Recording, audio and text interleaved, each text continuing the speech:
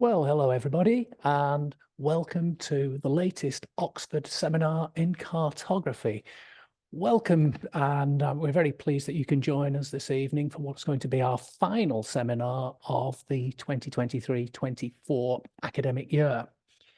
And normally at this stage, we would list lots of events coming up, but as it's the end of the academic year, there's nothing else forthcoming. So I think all that really needs to be said is that Liz and myself plan to meet up early next month, and we will put together a program for the next academic year. So as soon as we finalize that, we will, of course, let you know.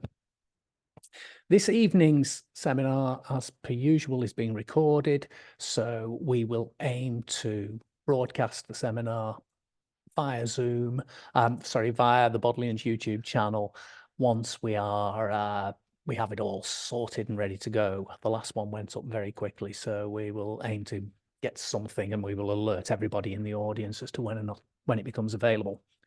So, as this is the final seminar of this season, I would really like to thank our sponsors who have been very generous over the years.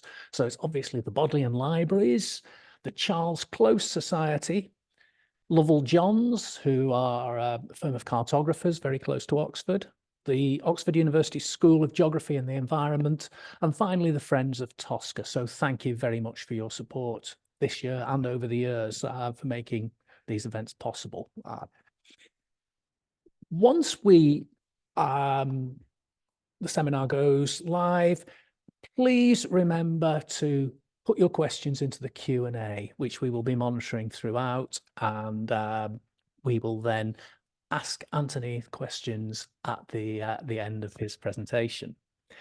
And Anthony has now appeared on screen, and it gives us great pleasure to welcome Anthony Gerbino to the Oxford Seminars in Cartography. He is a senior lecturer in the Department of Art History and Cultural Practices at the University of Manchester.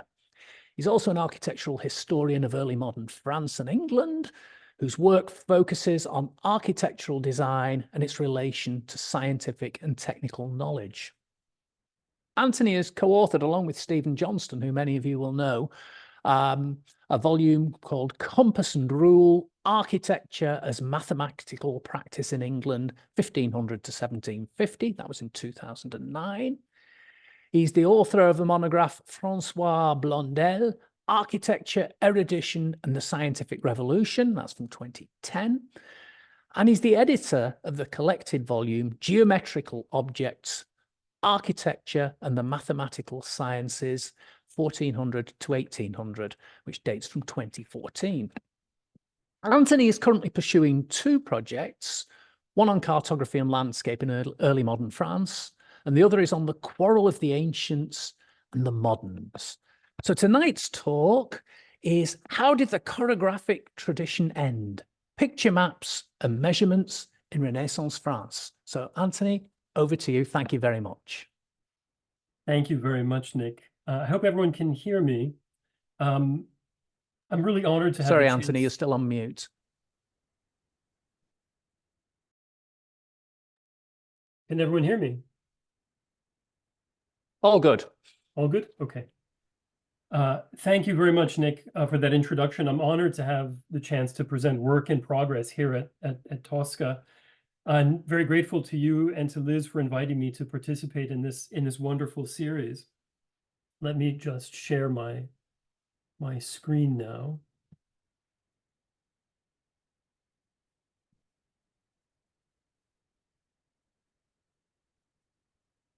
Okay, I hope everyone can see that. That's fine, Anthony. Good. So my talk today is about a topographical map of 1609. It's a local manuscript map in the Archives Nationales in Paris. And the study that I'm currently pursuing takes the form of a close reading of this map. So I'll introduce it, and then I'll present my thesis, and then I'll explain why I think this document is interesting, not just in terms of its local history, but also the history of topographic maps and the history of local cartography. So the map is a lavish object. It's almost 2 meters long, and it's composed of, it's made out of parchment and composed of 6 sewn together panels. It depicts the Gruerie, or seigneurial forest of Nanteuil-Audouin. The property lay northeast of Paris in the Duchy of Valois, now in the department of Oise. And the area is some 20 kilometers beyond the present-day location of Charles de Gaulle Airport. And you can get a sense of that in the sort of schematic plan to your right, along with some of the other surrounding towns. The main body of woodland stretches between the towns of Crépy-en-Valois at the lower left here, and Nanteuil-le-Haudouin here at the right edge. Smaller groves of varying size are scattered throughout. Villages, farmsteads, and chateaux, most importantly, that of Bette here, provide additional points of reference. All the features are carefully labeled.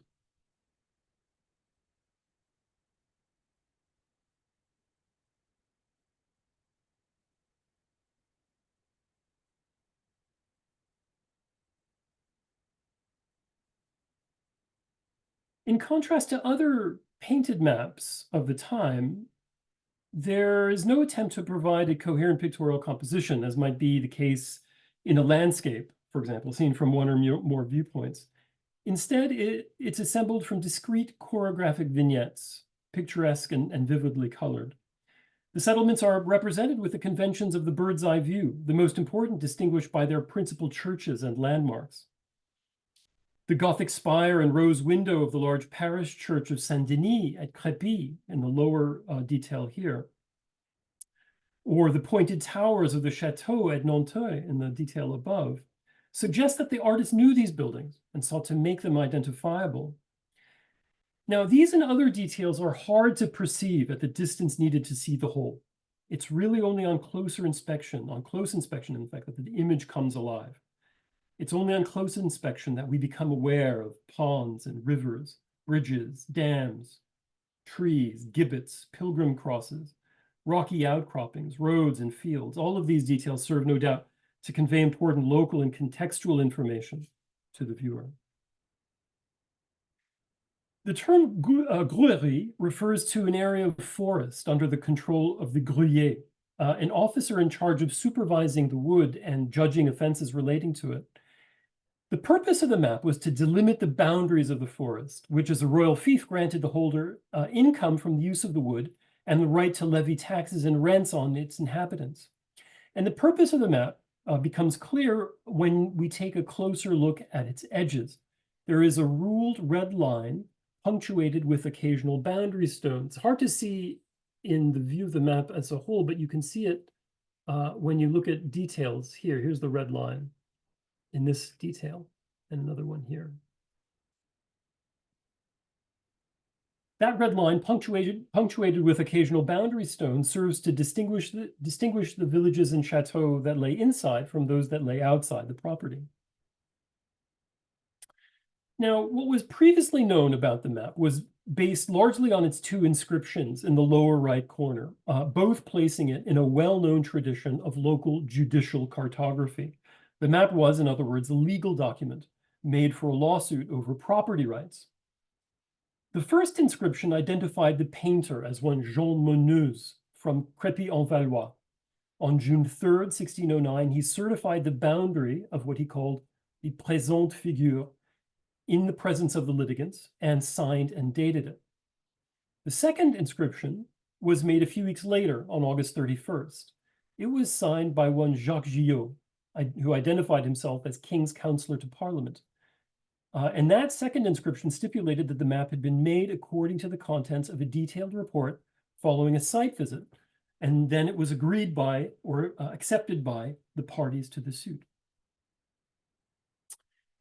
Now, my current interest in the Nanteuil map arises from two factors. The first is the discovery of an important document that bears directly on the lawsuit for which the map was made. This was the procès-verbal of the site visit to the contested property, led by the parliamentary lawyer Gillot, and including all the parties to the dispute. That procès-verbal, the minutes, are mentioned in the second inscription, but they are unknown until now. And the document consists of about 31 handwritten pages produced during the spring and summer of 1609. The document held in the archives of the Chateau of Chantilly is a valuable survival, made even more so by the fact that we can associate it with a particular map. And its great value lies in the insight that it provides about how the map was meant to be viewed and what exactly it was for. Now, the second element driving my interest in this map has to do with the method of its construction and its relationship to the concept and convention of scale. On the one hand, the map seems to flagrantly eschew any sense of scale. Its pictorial conventions, particularly the exaggerated size of buildings and trees, vitiate any sense of the distances between the towns. And as we can tell from this satellite view on the right, those distances were large. Now, this visual strategy was not uncommon in local maps, but the contrast in this case is extreme. Crépy and Nanteuil are about 12 kilometers apart. So here's Crépy, corresponding to this area on the map, and here's Nanteuil, corresponding to this one. As we can see from the comparison, had they been properly scaled to the size of the property, those buildings and trees would become almost indistinguishable. How surprising is it then to find that the map appears to incorporate the basic elements of a measured survey? Those carefully ruled segments of the boundary line suggest a concerted attempt to approximate their distances from and bearings toward each other. And the same appears to be the case for the relationships between the principal towns that are illustrated in the map. Well, how are we to make sense of this odd combination? The Nanteuil-le-Haudouin map appears to be balanced between two competing impulses. And here's my thesis that I'll be trying to support over the course of the paper. The chorographic treatment of the individual parts answered the court case and the official visit. Those details evince the act of witnessing and of providing testimony, while also giving the dispute legible form. And as an architectural historian, it was really in the depiction of those buildings that really drew my attention in the first place. The map's construction, by contrast, had no direct bearing on the lawsuit's resolution. So that element appears to have originated with the artist himself, who may have been responding to recent developments in and more technically advanced forms of local cartography. Now, let me take a step back to try to say something about why these issues may be potentially interesting to historians of cartography. The use of scale in this period was not yet widespread, nor evenly distributed in local and topographical maps. Scale was a technical drawing convention used by cartographers, by architects and engineers, and by those with whom they were in direct communication, for example, military commanders and building patrons. Obviously, the convention had long been disseminated through engravings, but it's not clear how much purchase it had outside of print owners or collectors. One reason to think that there was passive ignorance, if not outright resistance to the use of scale, is the persistence of judicial picture maps. Of the dozens of surviving images that we have of this kind, we know of only 2 so far that explicitly carry scale bars. I'm speaking about the corpus in France. Now, this was a medieval tradition that persists well into the 17th century. And to our eyes, what's striking about them, at least certainly to me as a sort of 17th, as someone who sort of studies the 17th century, what's striking about them is that they are understood explicitly as truthful visual statements, but almost entirely without recourse to measurements. And by the turn of the 17th century, certainly, they coexist alongside very sophisticated examples of survey in ever-expanding numbers. The turn of the 17th century, around the same time that the Nanteuil map was made, marked a boom in local cartography, particularly under the reign of Henri IV, whose government greatly expanded the use of maps in decision-making. Maps survive in greater numbers from this period, and we find survey applied in a greater variety of situations, in urban projects, in garden plans, in printed city views, and even, for example, in this case, in palace mural cycles. I'm showing you 2 panels from the murals in the Galerie des Cerfs in Fontainebleau. So these are examples of recent kind of cutting-edge topographical art, very contemporaneous with the Nanteuil map. It's worth considering the mental leap needed to appreciate the abstract visual qualities of large-scale maps. To depict an area of a certain size, truly scaled maps lose the ability to communicate recognizable topographical features. At that point, a painter or artist has to forego the visual conventions that they normally rely on to communicate to viewers. So what I think we're seeing in the Nanteuil map is an artist who's trying to bridge the genre of the judicial view with its constrained and somewhat conservative iconographic traditions, which relied on memory and visual likeness, with an awareness of the newer developments in cartography. And that tension might explain why that map, the Nanteuil map, with its hybrid approach to both picturing and mapping, is so visually destabilizing. Let me say a little bit more about judicial views and about this one in particular. Apart from fortification and defense, most local maps in 16th century France were produced for lawsuits. And they served to negotiate property boundaries or to define an area of administration, usually where rights were contested. And here I have to mention the very important work by Juliette Dumasy and Camille Serchuk, and particularly the landmark exhibition that they curated at the Archives Nationales in 2019. Really an amazing show. So these kinds of maps, they typically form part of a written register, which included the complaint and the defendant's response and the detailed minutes of the site visit, in which the parties traveled to the property along with the judge or his commissioner. In this case, the respondent was a nobleman named Henri de Schomberg, the Count of Nanteuil, a military man close to the court of Henri IV. At that time, he was governor of Limousin in 1609. He was governor of Limousin and Marche, and he would go on to become superintendent of finances and Marshal of France under Louis XIII. He was represented throughout the proceedings by his lawyer. Also on the side of the defendant was the Advocate General of the king himself, as well as an official representing the king's ex-wife, Queen Marguerite de Valois. The Gruery was a royal fief. Half of the income that it produced on the sale of timber went to Schomberg by virtue of his status as the Count of Nanteuil. The other half went to the Queen by virtue of her status as Duchess of Valois.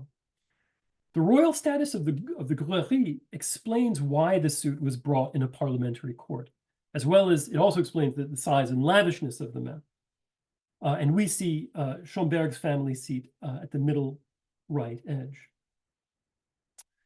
The petitioners were two brothers, Charles de Romain, Chevalier, Sire de Bette, and his brother Nicolas. Their family chateau and much of their estates were located within the Gruery. As the procès verbal explains, they, along with other individuals, owned specific woodland groves within it. The main point at issue was whether those individually owned groves were subject to the jurisdiction of the Gruery and to the taxes levied on the exploitation of its woodland. The brothers Romain were themselves present at the visit, along with their own lawyer and his clerk. And the map makes the parties to the dispute clear in the exaggerated size of the chateau at Betz and Nanteuil, as well as in their placement on either edge of the map, facing each other like two boxers in a ring.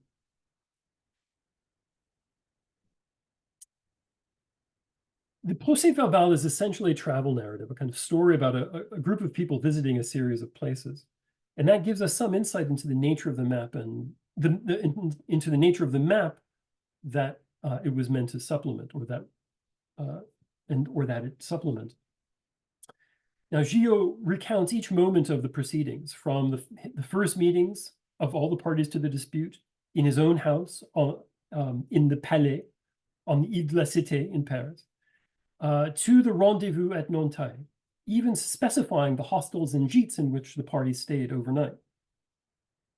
The main purpose of the trip was to confirm the placement of bornes, the boundary markers, these stone pillars, which had been originally planted some 70 years earlier in 1540. And this process of confirmation was collective. It had to take place in the presence of Gillot and his adjunct, including the litigants, their representatives, as well as 6 witnesses, local witnesses from the area, and of course, including the painter himself. In all, there were at least 16 people traveling in the group over the course of several days. They followed a counterclockwise route along the boundary. Their first stop was to the natural spring and the source of La Nonette, the creek or small river serving as the limits of the Gourry to the southwest. Now remember that this map is oriented with the top to the east. And this moment in the procès verbal is marked in the margin of the report by the phrase, hic commence la figure.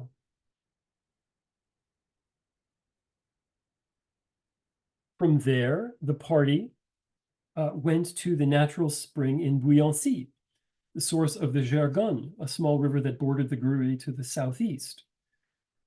And we can see in the procès verbal why the map's pictorial details are so important. The judge deciding the case was not part of the expedition to the site. He had to follow the party around the property using the map as a proxy. We can kind of put ourselves in the shoes of the party, despite the gap in time. The present-day geography of the site must have been very similar to the one that the party traversed. Like much of the landscape of northern France, it's dominated by fields of grain. The terrain is not uniformly flat, but marked by low rolling hills and small agricultural settlements nestled between them. The main body of the forest, easily identifiable in satellite view, is just as easily distinguished on the ground. The tall stands of trees rise hard against and are clearly distinct from the fields regnant on all sides.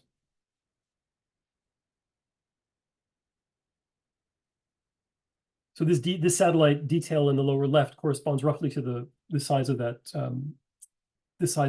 white rectangle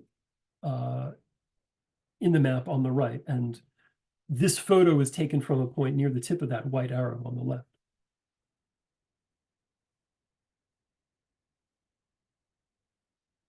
After returning to Nanteuil, following the first day of the visit, they spent the night at Nanteuil. And then the party set out the next day for the town of Assy. And then they followed the course of the river, the Gergonne, to the bridge at Trêmes, at the upper left corner of the map. And at each place, they stopped to note a problem or to make an observation about the boundary stones.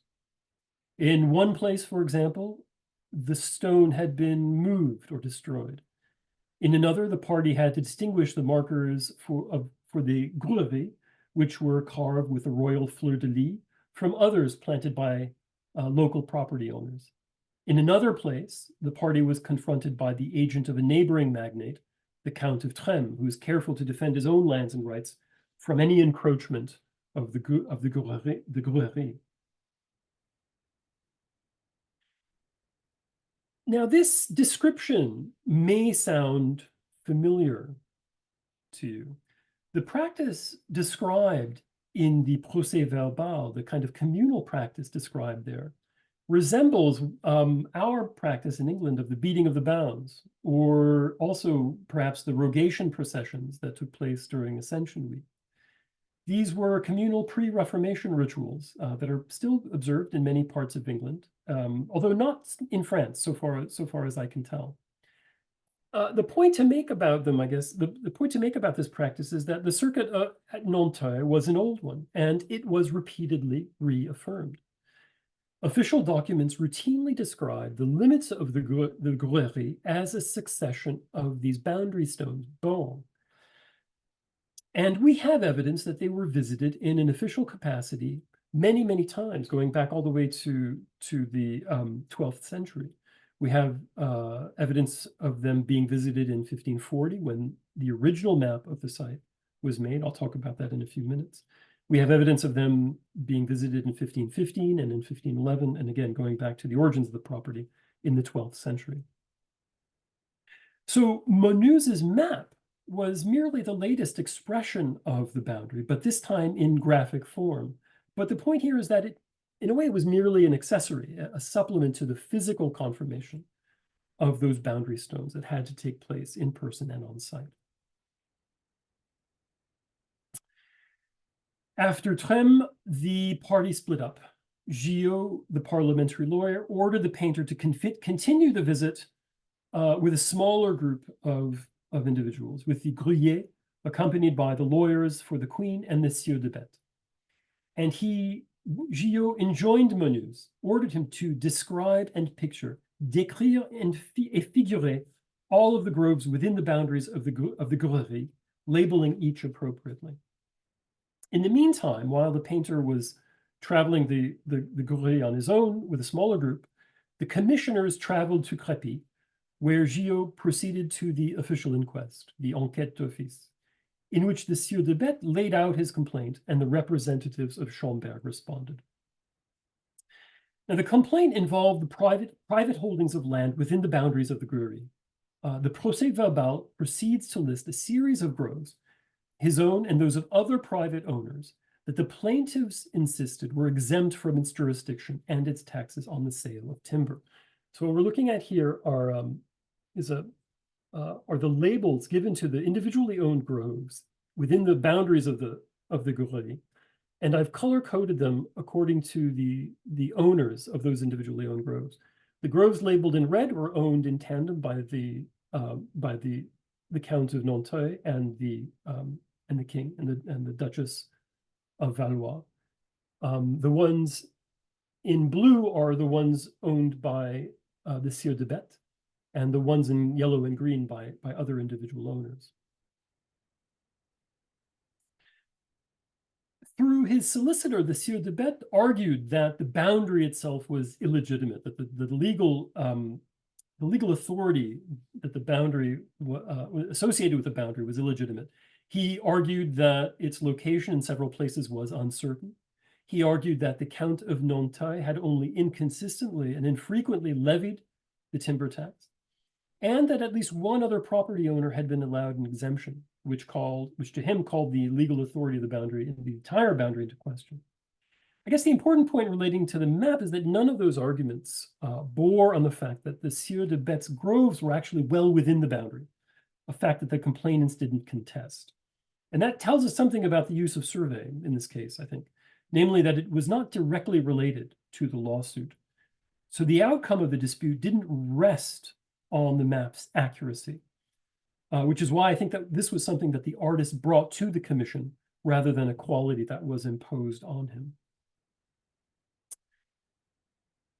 Now, the painter is present in the procès-verbal, as is the map. Gillot refers to Monus repeatedly and to the map in the present, not in the future tense, which seems to suggest that the painter had already made a start on it, and that it already existed during the visit, presumably in the form of preliminary sketches. But the map also contains a wealth of information not contained in the procès-verbal. The painter, in other words, was given or took considerable autonomy, considerable responsibility to construct a map on his own terms. And his experience and knowledge of the whole site is manifest, especially in the depiction of architecture. Now, a big part of this study, which I won't go into here, has to do with the litigant's chateau and to the other buildings depicted on the map. Neither of those buildings survive. They were seized in the revolution and dismantled soon after. And a different version of this talk kind of reconstructs the appearance of these buildings, as well as their local significance and their connection to the royal court. I guess one important point, though, to make here is that the mapmaker treated the family's chateau as kind of proxies for the dispute. And in this respect, the map's pictorial character was really central to its narrative function, which described the dispute as a kind of feudal and dynastic one.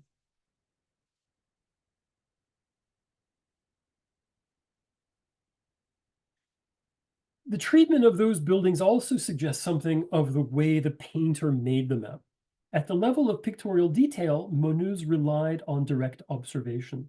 Collecting sketches en route, he would have transferred them to the final product later.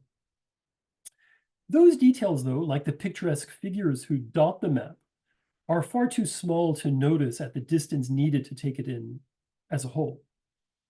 That factor suggests something about the conditions of viewing, I think, which demanded close observation by many people at the same time, probably around a large table. And we can imagine the commissioners and the litigants discussing the map's details with the judge, perhaps in his rooms in the Ile de la Cité. Now, direct observation worked for discrete objects, but it was inadequate to determine their placement.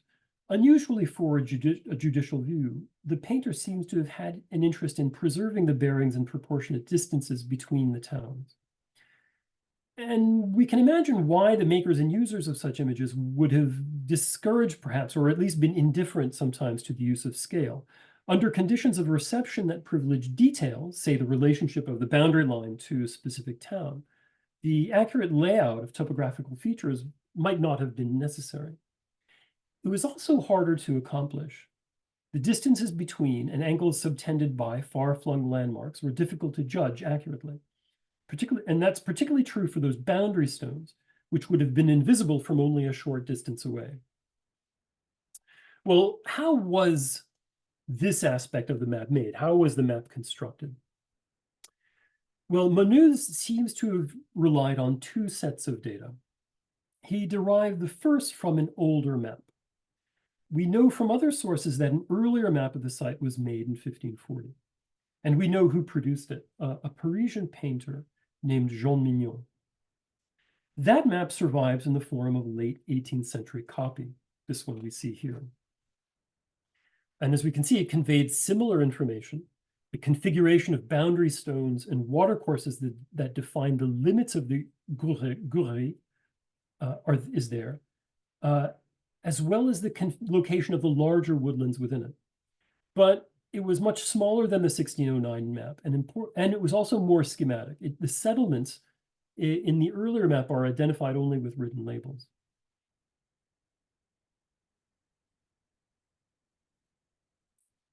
Monod evidently used the earlier map as a starting point for his own. The teardrop outline of the Gouré is immediately recognizable, complete with the spur, that eccentric spur at its wide western edge at the bottom of the map. His borrowing, however, was selective. As we can see, he made its shape noticeably narrower. Keeping the length constant, he reduced its width by exactly 1/4, and even more in the southwestern portion bordered by the Gergonne River at the upper left. So the new map preserves Mignon's, but in an altered form. Monod retained the size and location of the two largest groves, but little else. He repositioned all of the smaller groves and crucially introduced new topographical details in the form of villages and farms. So this situation raises two important questions. How did Monod know where to place the towns and settlements? And secondly, why did he narrow the width of Mignon's boundary shape?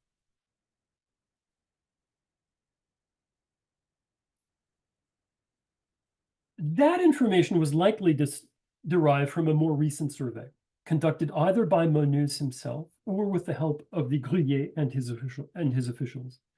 And the evidence for this process is subsumed in the map. Monod identified the settlements by their churches, each with distinctive spires and towers. And comparing their positions against those on a modern map, it's possible to visualize how accurately they've been plotted. And in fact, specialist software has made exactly this kind of analysis increasingly accessible. So what we're looking at here is a screenshot of a freeware Java application called Map Analyst, which was created precisely for this purpose. You could do the same thing with ArcGIS. Map Analyst is much easier to use, and it has a wider range of sort of visualization tools. And there's by now quite a large literature that has been generated by this program as well. So the way it works is that you link as many features as you can on the old map with their corresponding locations on a modern map. The program converts the pairs of control points into coordinates on a common XY graph, and then uses an algorithm to determine a best fit between those two sets of coordinates, one that minimizes the discrepancies between them. So the two control points in this example, the two marked in red circles, belong to the same church spire in the town of Puisieux. Its position in the modern map looks inverted, I remind you, because the old one is pointing up to the southwest. And the detail at the top of the screen shows the result of this calculation, the calculation produced by the program. It's a displacement line, a black displacement line, where the red cross shows the location of the church on the old map, while the other end of the black line is where the church of Puisieux should be, had it been surveyed accurately in coordination with all of the other reference points. Okay, so what does the program look like? What does the result of the program look like? Here is the result of the calculation using 38 of these georeferenced control points. Again, the straight black lines indicate the displacement of each pair. Now, the point of this exercise is not to show how inaccurate the map is. The point is to try to use these inaccuracies to deduce how the map was constructed. What we're looking for, in other words, are patterns. And what we can see right away is that the result is very messy. But there are a few things that stand out. The first is that there seems to be a distinction between long displacements and short ones. The long ones belong to landmarks on the edges of the Guéry, near the boundary line.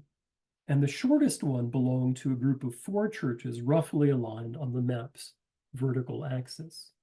Here, here, here, here. Secondly, those long ones appear to point inward, as though Meneuse, intentionally or not, pushed the peripheral towns out farther than he should have. That observation obtains for most of the vectors, save for a couple of groups in the lower right corner and one in the upper right. Here, here, and up here.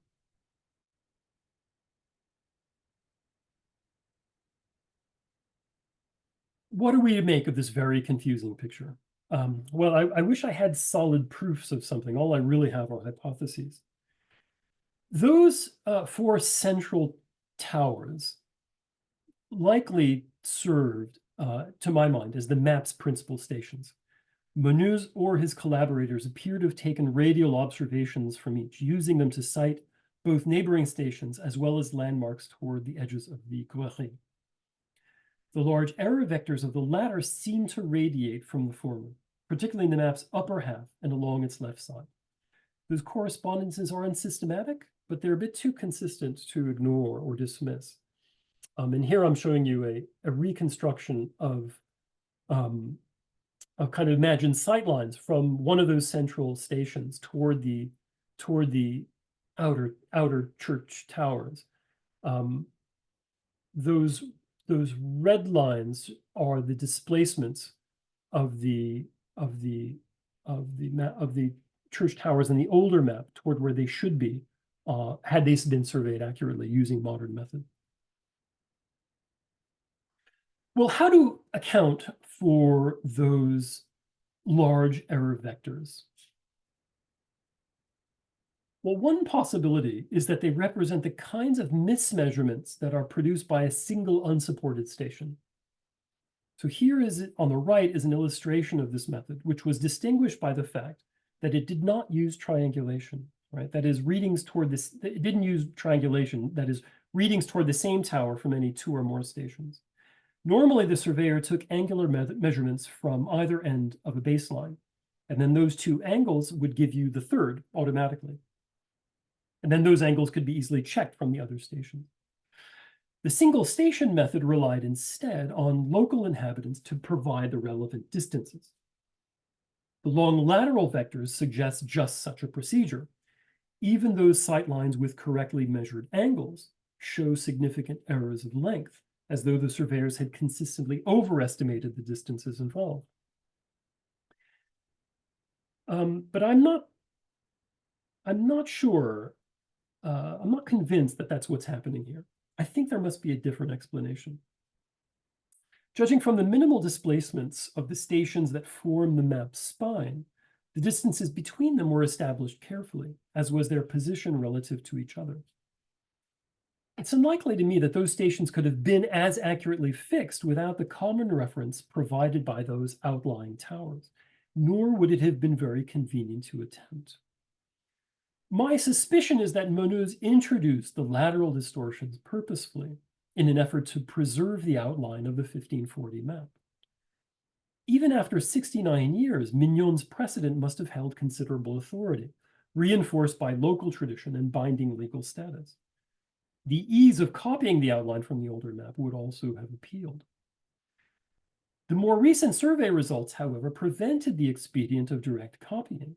The measured array of church towers showed that the earlier map was too wide relative to its length.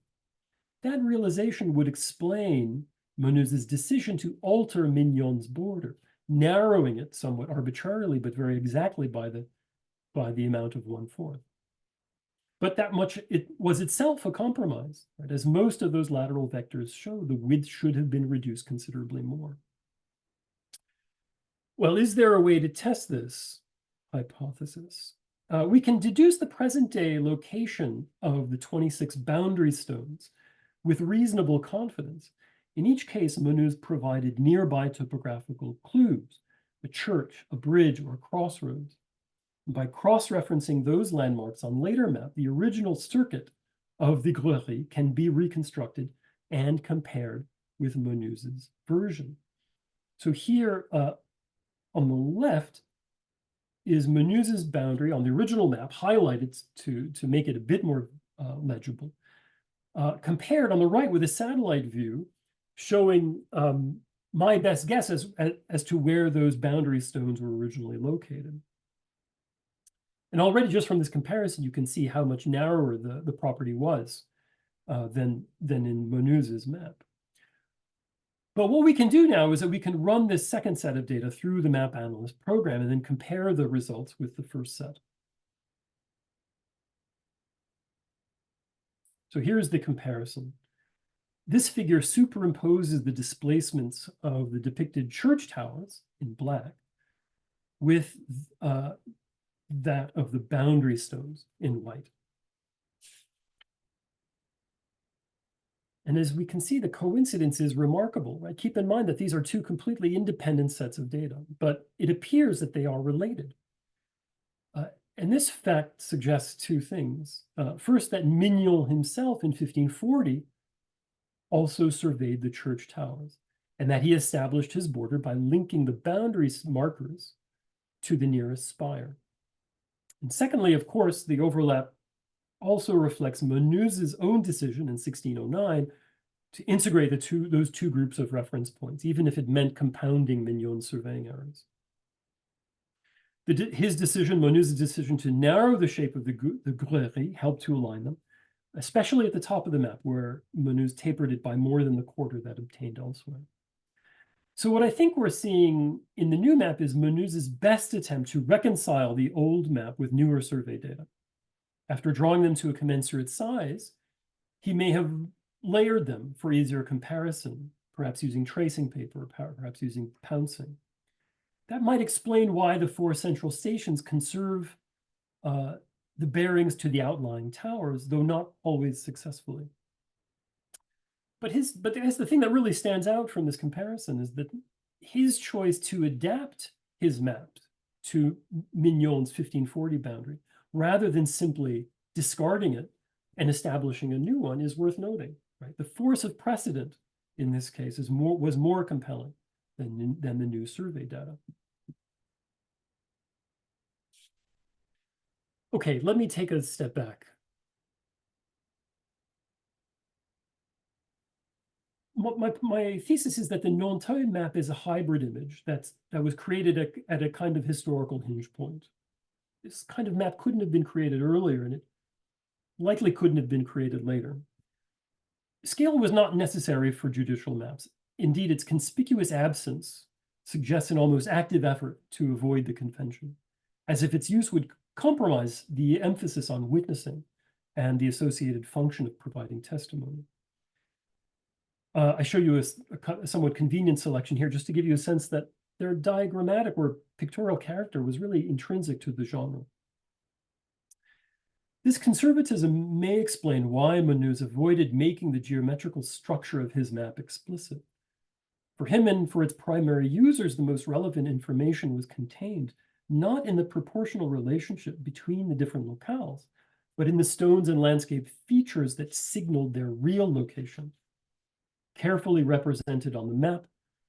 Each of those markers had a physical counterpart. Each of those buildings, those chateaux and churches, had a physical counterpart that served to manifest the boundary in the field where it mattered.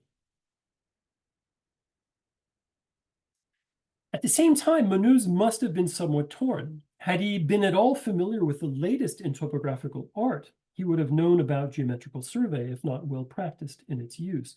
And what we know about Monod is that he was well practiced in his use. We have two other works by him, known works by him, that are both topographical views.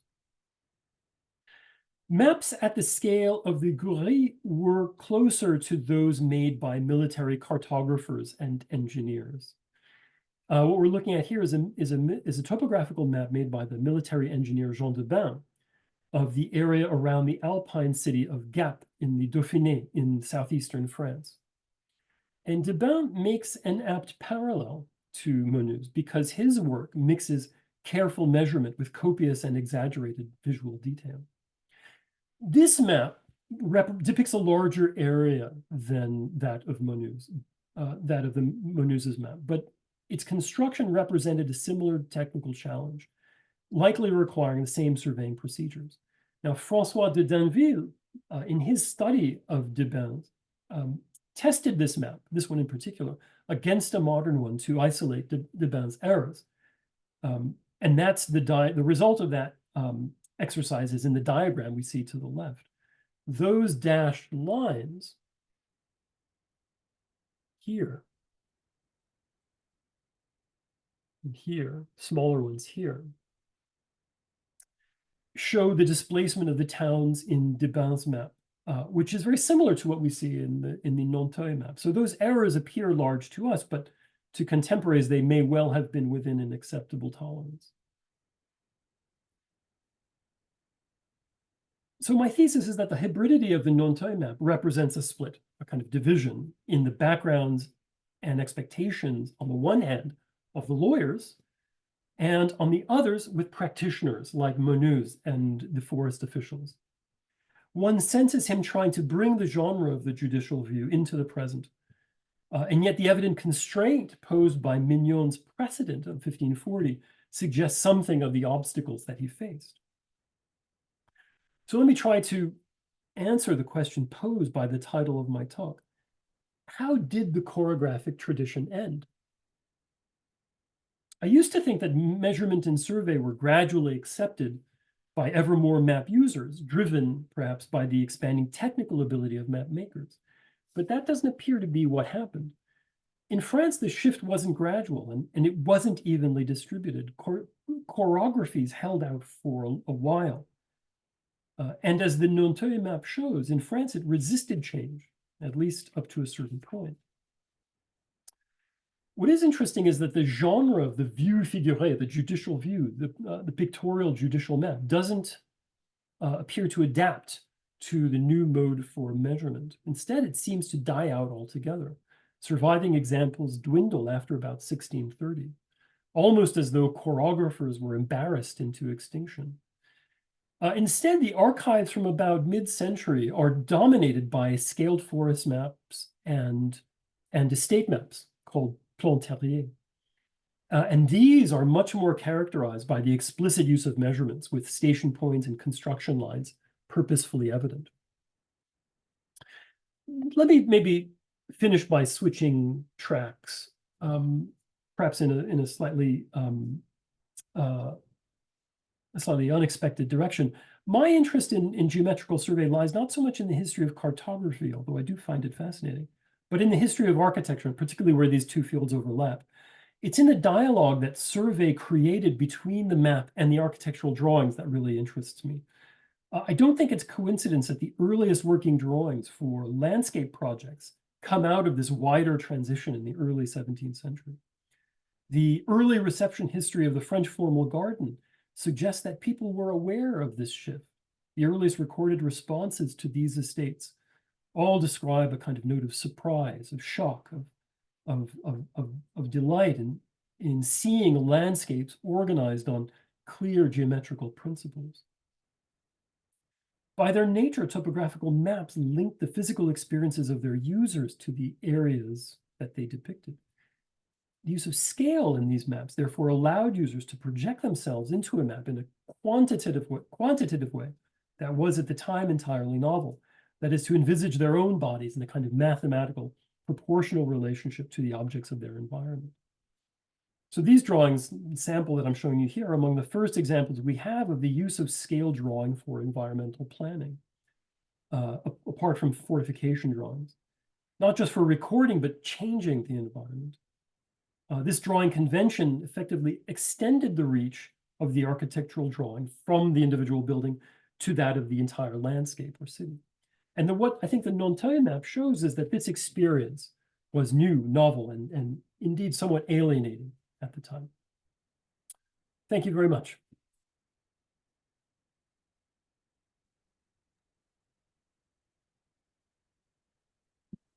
Well, thank you so much, Anthony, for that really fascinating talk. I wonder if I could now invite you to stop sharing your screen, and we'll get you visible at a slightly larger scale, since we're talking about scale, and we can then invite questions from the audience. Anthony's very kindly agreed to answer questions on his talk. So could I suggest that if you have a question, you put that in the question and answer facility at the bottom of your screen. You'll see there's the chat. Please don't put questions in there because we're not monitoring that. Put them instead in the question and answer, and we'll be able to pose them to Anthony. So we've got questions coming in already, which is excellent. Our first question takes us back to the close-ups that you showed us of the individual towns and the individual chateau on the map. And it's from Joseph, who asks, in the rendering of the towns, apart from the landmarks, is the urban fabric shown by existing buildings on a one-to-one basis, or is it schematic and symbolic? So perhaps you could just elaborate that sort of standard problem of representation. Are we looking at a generic image, or are we looking at an individual image in these little vignettes? In the larger towns, the street layout is accurate. The smaller buildings tend to be generic, but the more important buildings have been carefully studied and carefully depicted in a way that's certainly not accurate, I guess, from an architectural point of view, but is certainly accurate from an observer's point of view, I guess you would say. Thank you. And is that individuality, is that carried over to individual farmsteads and indeed to the vegetation? Typically not the vegetation. The trees are depicted more or less generically. It is extended to those church towers. Right. And that's a kind of important point for me. In locating all of those church towers, I was seeing how the painter depicted them against how they appear today, and where they still exist in most cases, almost all. You could see that they were very, very characteristic and distinctive. The artist clearly saw them. He wasn't depicting those, as far as I could tell, generically. Mm-hmm. And did he make any virtue of the fact that the representation wasn't generic, or does that pass unremarked in the accompanying documentation or on the map itself? Yeah, no, the accompanying the accompanying documentation is entirely concerned with the case.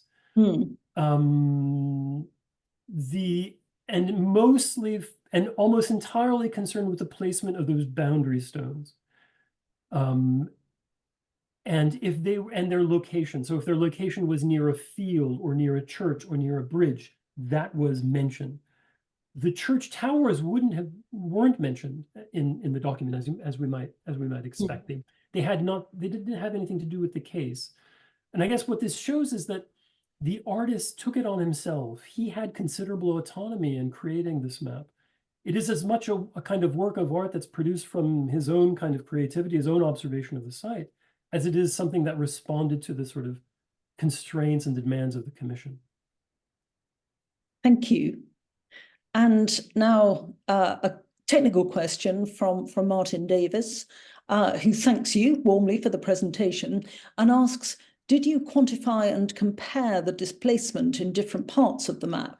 For example, by calculating the root mean square error in Map Analyst, or was your analysis based solely on a visual analysis of the displacement lines? Solely on a visual analysis. Solely on a visual analysis. The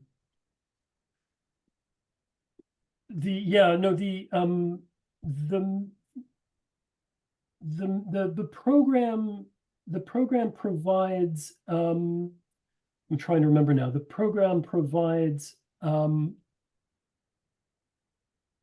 it provides standard. I'd have to look at my footnotes. It does provide standard error, but these are thrown off. I think this error is thrown off by the large errors of those vectors on the sides.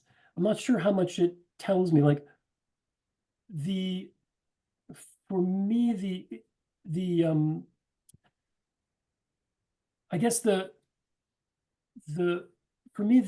evidence of the use of survey comes out in a few pieces of evidence. One is the fact that Monod narrowed the width of his map by a very precise and fixed amount, 25%. Comes out in the fact that he included settlements where there were none, and those church towers where there were none in the original map. As well as the third point, I guess, would be the pattern in which that configuration appears, with the shortest error lines in the center and the largest ones onto the side. And then finally, the overlap with those two independent sets of data, the church tower and the boundary stone. I hope that answers your question. Thank you. I'm sure that's something that Martin can take up by email if yes, I'd be keen more to to know be more. said. Yeah. Thank you.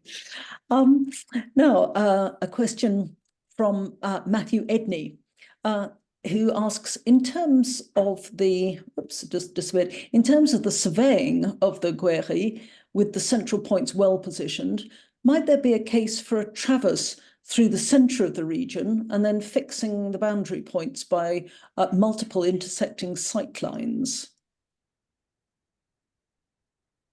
I'd have to know more about the process you're mentioning. To me, a compass traverse suggests, which may not be the thing you're talking about. The compass traverse suggests the process that you often find on engineering fortification plans, where the surveyor would make a circuit of a city wall using a compass, and at each turning of the wall would mark each turning of the wall, and then measure the next segment. I'm not sure if that's what you're describing here. That procedure would have been very difficult because of the size of the property, and also because of the obstacles in the way between boundary stones. It wasn't really possible to travel easily from one boundary stone to the other, I think. Yeah, thank you. Can you just remind us how big the area that's covered is? So the width is about 12 kilometers, and the length from top to bottom is about 30. Right, so it's very substantial. Yeah, thank you. And a question now from Martin Brickner, whose Tosca lecture we enjoyed just a few weeks ago. And he asks about surveying culture in France in about 1600, and asks, did the French surveyors have access to printed surveying manuals at a rate similar to the way English surveyors did, say starting with the 1590s publication of works by Ralph Agas or Blundeville? That's a great question. Yeah, no, there was a large and growing literature on surveying in France from the early 16th century. I guess the thing that was really surprising to me, and that contrasts a lot with the English situation, is that this literature seems to have, apart from military maps, this literature seems to have not much purchase on civilian maps. judicial maps retain their pictorial character. In very few cases, you have hybrid examples where measurement was used explicitly. I know of only 2 examples that have explicit scale bars. There are other examples where, sort of like a similar case with the Nanteuil map, where measurement may have been used, but it has been kept implicit rather than explicit. But what really is surprising about the French situation is that surveyors, as a kind of professional class, don't seem to have been trained to make maps, and that is a big difference with the English situation. There's not a burgeoning kind of class of estate plans, measured estate plans, compared to the ones we see in England, for example, until the mid-17th century, 1630s, 1640s. Marc Bloch, the sort of famous annals historian, was the first to point this out in the sort of 1930s. It's a kind of strange difference. And is that, do you think, because the English case is unusual, or because the French case is unusual? I think it's probably the French case is more unusual. My sense is that, and Camille Serchuk is really the one who's kind of talked about the way that French painters had a kind of monopoly on judicial maps. My sense is that this practice may have been somewhat alien to the training of French painters, even though, and they seem to have resisted it. And when one's unclear as to whether it was the artists who resisted surveying and measurement, or whether it was the users of the map who were resistant to it. My sense is that in Germany, as Thomas Horst has shown, and other historians, and Ed Baumgarten, hybrid maps were more common. Pictorial maps that included evidence of measurement in their construction, they were more common there too. And was that attributable to guild restrictions, or just customary practice, or? It's hard to say. It's hard to say. It may be the case that these professional groups were kind of balkanized in a way that wasn't the case in Germany and England, where there was much more kind of sort of permeable membrane between the members of these classes, and where practices were kind of shared between them. Maybe that was the case. It might have been a kind of resistance to the users of the map. Maybe from a legal perspective, it was seen as unnecessary. I'm not sure. It's a big mystery to me, actually. Thank you. Question now from Adam Edwards. He asks, have you come across the use of maps and surveys like this in the writing of international treaties? International treaties. I'm not sure. Yes. Okay. So there is. So Juliette Dumasy has done the important work on this. So there's a sort of established legal structure for the use of these maps, and how they're used in court cases. And yeah, Juliette has done the most work on sort of interpreting the kinds of roles that they played in the court, and her argument is that they're understood as kind of like, I guess the equivalent would be, or an analogy would be, as expert testimony.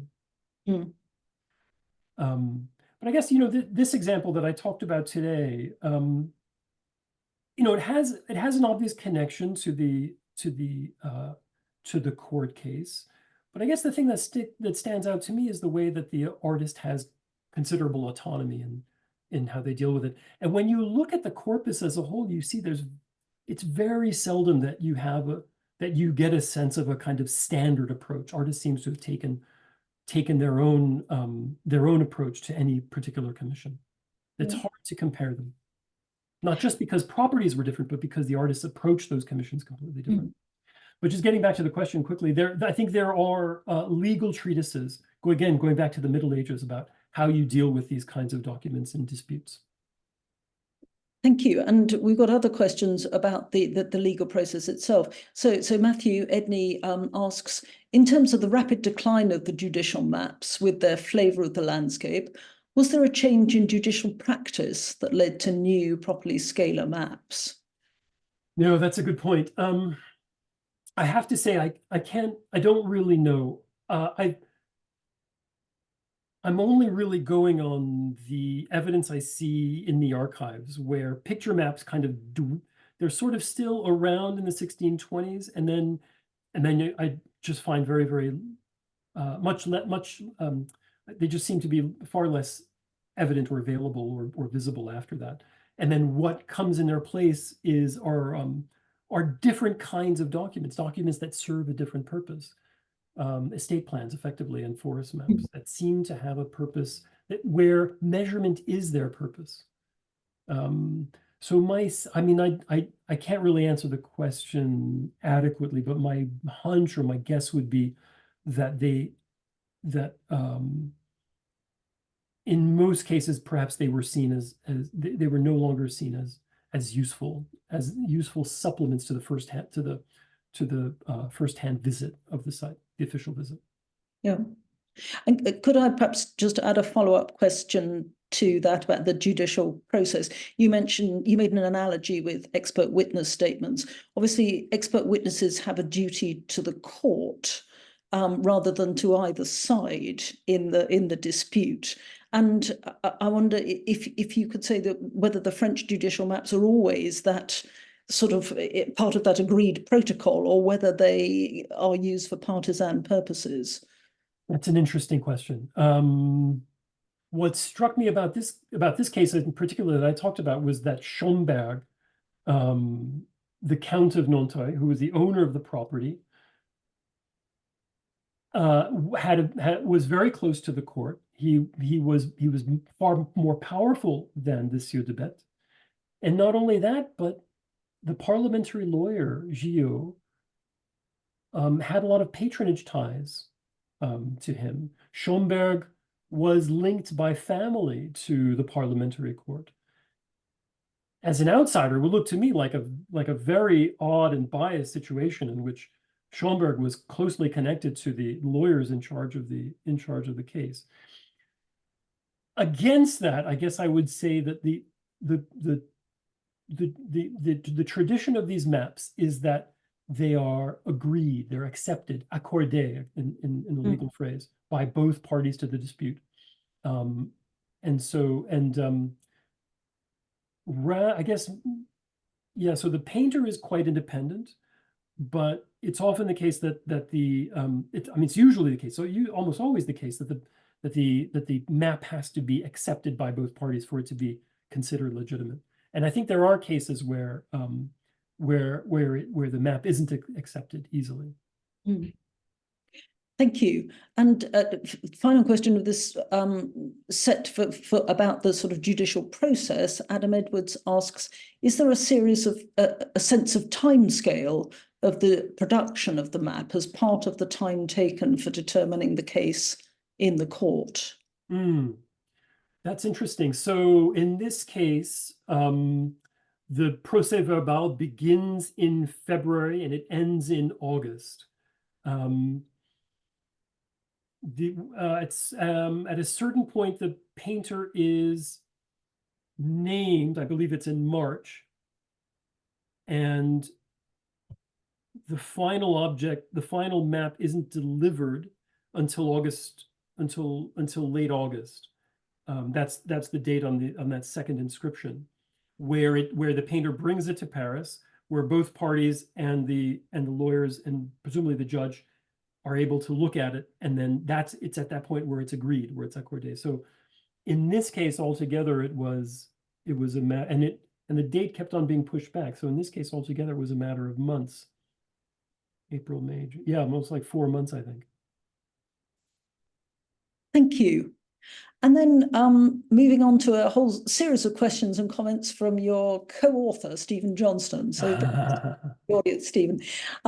He says, very nice, Anthony. The relationship between the legal process, the verbal survey, and the map makes this extremely interesting. A grubby question: if a painter is being employed and partly working on his own initiative, who pays? not just for his work, but for the whole elaborate outing of at least 16 people. And why would they be happy to fund a map with an outline that in the end doesn't bear on the outcome of the case?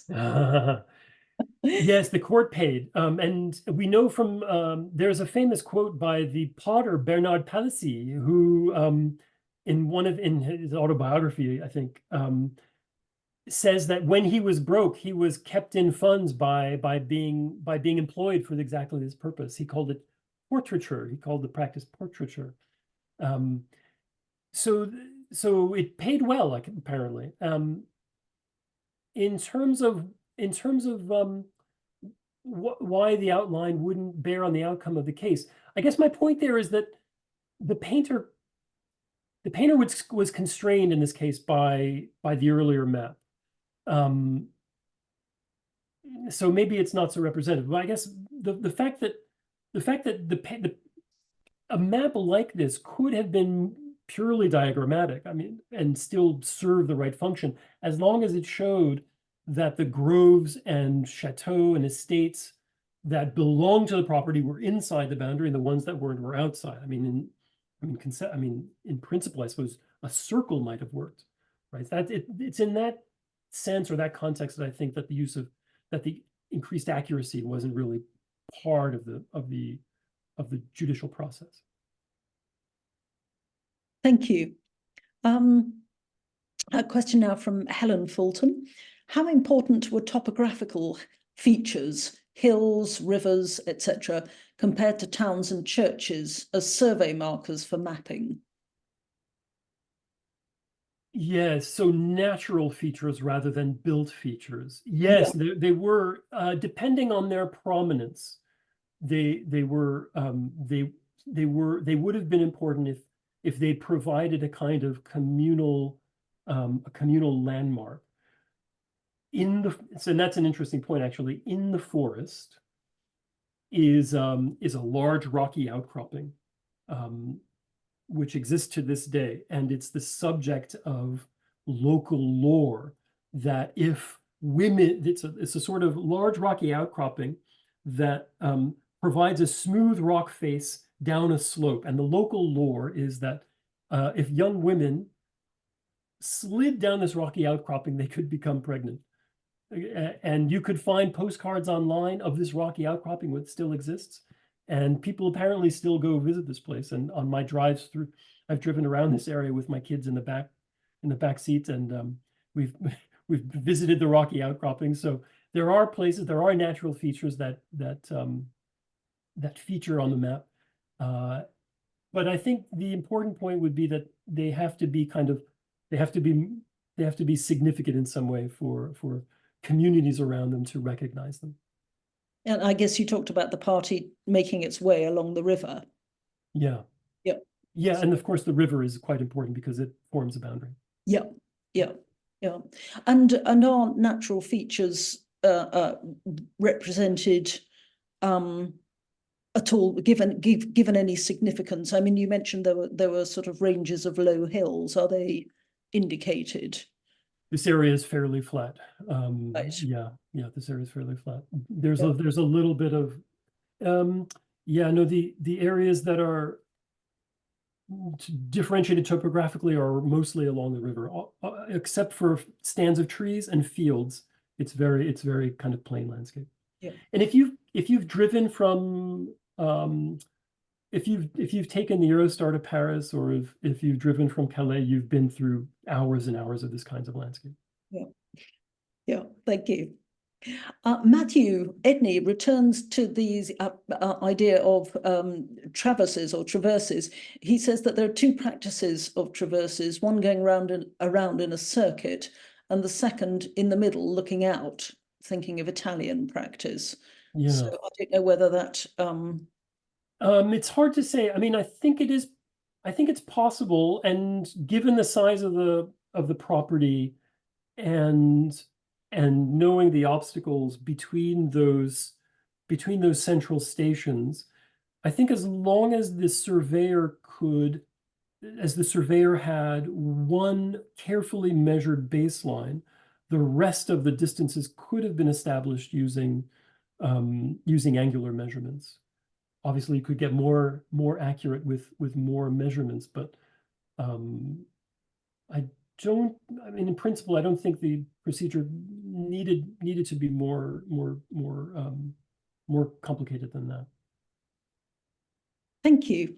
Can I turn now to the subject of forest maps? I don't know if you know the work of Jack Langton at Oxford. For many years now, he's had a project looking at royal forests in England and Wales. And as part of that, he's discovered a lot of forest maps. So he's discovered a kind of tradition of mapping in areas where it was traditionally thought there weren't many maps because of sort of differences with private estates and the sort of difficulty of making such areas fully productive in a capitalist sense, because reserved as they were for hunting, it was really rather difficult to make improvements that would justify the need for a map in the first place. So he's really uncovered a sort of a different kind of tradition of mapping. And I wondered if you could tell us something about the genre of forest maps in France, and whether there are any similarities maybe, or whether there are distinctivenesses. Yeah, that's interesting. I don't know Langton's work, but it sounds very interesting. Forest maps. Forests are not infrequently depicted in these judicial maps. They aren't forest maps as would appear later in the 17th century, in the sense that they form part of, they typically in these cases form part of a dispute, a property dispute. I guess what's interesting about many of them is that they are pictorial. They're not measured or surveyed in the way that we would expect them to be, and that we see them surveyed later on. In some cases they are. I can think of one of those two cases I mentioned, that in which a scale bar is included in the map is of a forest. What's interesting in this case, or the connection in this case, is that occasionally in the document, in the procès-verbal, you can see evidence of the gruyers, the forest officials, talking about the map, talking about the woods in the brewery, in the property, in terms of their size, in terms of their I guess what we might think of as their acreage, or their hectares, number of hectares. But it's clear that from the list of individually owned groves, for example, sometimes the size of those groves are given, and it's clear that they use the size of the groves as a way of estimating potential tax on the sale of timber. So that's why I think that Meneuse may have been collaborating with some of those forest officials in the survey of the map.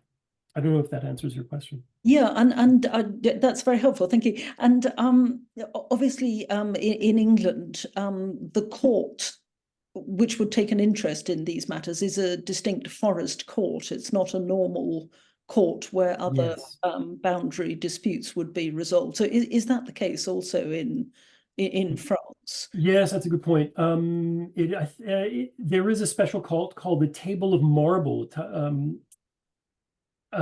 in French, and it is part of the Paris Parliament, if I'm remembering this correctly. The Guéry is technically royal land. It's part of the crown domains, and that's why it's handled separately, I think. So I was wondering then, I mean, does that lead to a different cartographic tradition in the forest courts compared with other courts where forest law didn't obtain? So a different kind of completely different set of personnel and expectations and so on. No, in France, it seems to have been handled as part of the normal kind of judicial process. It's not a separate one, as far as I know. Thank you.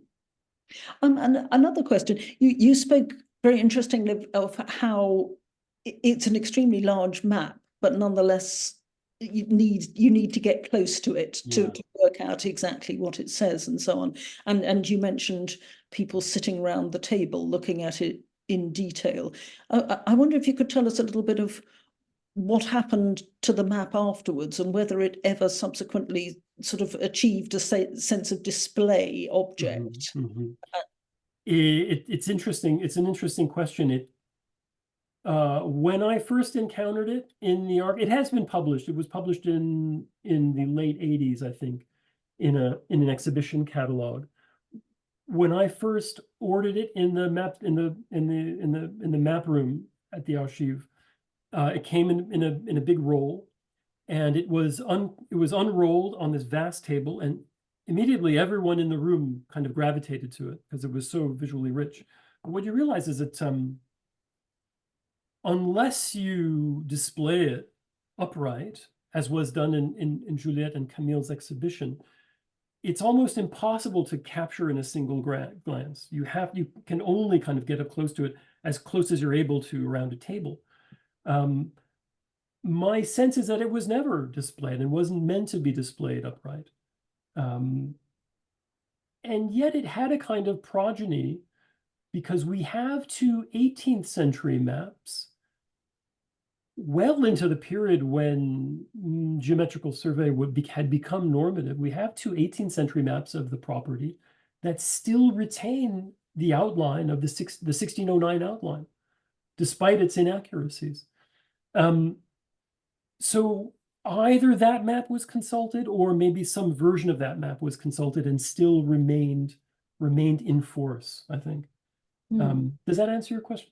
Yeah, I was just really interested in the display potential for this map and really all the judicial maps that you've mentioned, whether they sort of having served their legal purpose, whether there was a tradition of these things going on to have a display function, given that, I mean, you're sort of showing us the Galerie des Cerfs then, so the obviously display maps of land over which one had rights or property rights or use rights or whatever, that's obviously a well-established tradition, and I wondered if these judicial maps sort of bled into that. Yeah, well, we know that maps were displayed in the form of prints. Obviously, wall maps were displayed. Yeah. My sense is that these judicial maps, once they were used, became effectively archival documents. And one of the reasons I think that is because, you know, the interest in these maps is fairly recent. Like the first exhibition that I know of dates to the late 80s or early 90s. And in Juliette and Camille's exhibition of 2019, there were things that I think must not have been displayed at all or seen in centuries. Excellent. Thank you.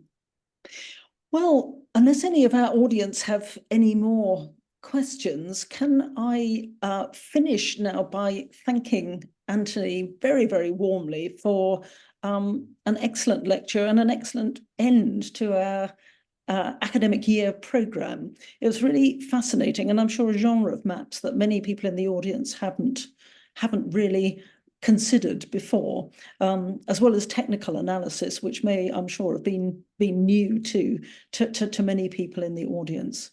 So can I finish by thanking Anthony and indeed all our speakers this academic year very warmly, thank our Bodleian colleagues for their excellent technical support over the last year, thank our sponsors, as Nick mentioned at the start, and of course thanking our audience for attending so regularly and helping us to have an international reach to Tosca. As Nick mentioned, he and I are meeting next month to plan the programme for next year, and we'll let you know about that as soon as we have details. So just remains for me once again to thank Anthony for a really excellent talk. Rose Mitchell is emailing her thanks there in the question box, and I'm sure she speaks for many people in the audience. So thank you very much, and thank you and good evening from Oxford. Thank you very much, Liz and Nick, and for everyone, and to everyone for those excellent questions. Thank you. Really appreciate it.